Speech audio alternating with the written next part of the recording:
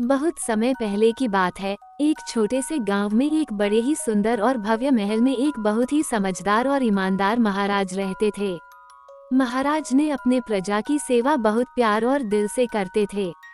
एक दिन महाराज अपने महल के पुस्तकालय में गए। उन्होंने वह एक बहुत पुरानी और अजीब पुस्तक देखी। उन्होंने अपने मंत्री को बुलाया और उससे पूछा, ये इतनी पुरानी पुस्तक यहाँ कैसे आई और ये किसकी है?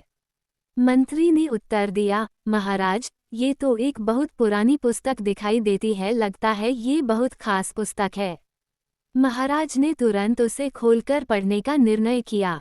जैसे ही उन्होंने वह पुस्तक खोली उन्हें बहुत आश्चर्य हुआ, क्योंकि उस पर लिखा था जादुई पुस्तक। वो एक ऐसी पुस्तक थी जिसमें में कुछ भी लिखा जाता वह पूरा हो जाता था। महाराज ने इस अद्भुत शक्ति को देखकर इसे अपने राज्य की सेवा में लगाने का फैसला किया।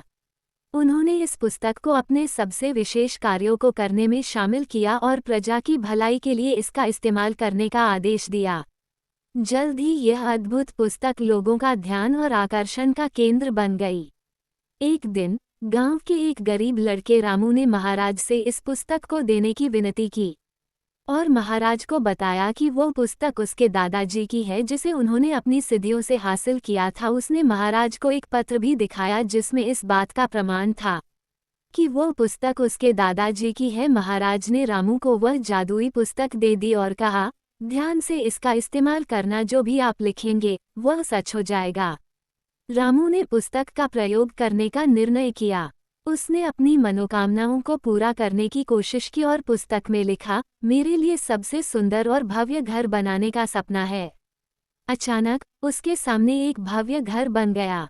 रामू को इस आश्चर्यजनक शक्ति पर विश्वास नहीं हो रहा था।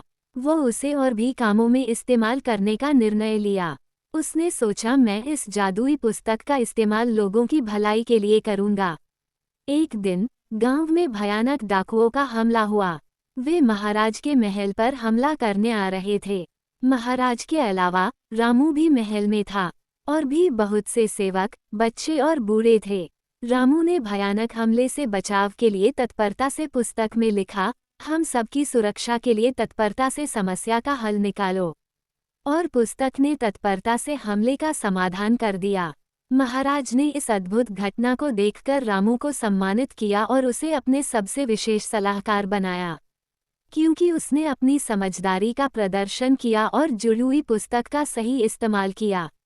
रामू ने सबको सिखाया कि इस शक्ति का इस्तेमाल सिर्फ भलाई के लिए करना चाहिए और समस्याओं का समाधान करना ही सच्चे इंसान की पहचान है। इस तरह रामू ने जादुई पुस्तक की मदद से लोगों के जीवन में सकारात्मक परिवर्तन लाया और खुद भी महानायक बन गया। सहायता और साझेदारी का महत्व। रामू ने जादुई पुस्तक की शक्ति को पहचाना और इसे समाज के भले के लिए प्रयोग किया। हमें इससे ये सीख मिलती है कि हमें दूसरों की मदद करनी चाहिए और साथ मिलकर समस्याओं का समाधान करना चाहिए।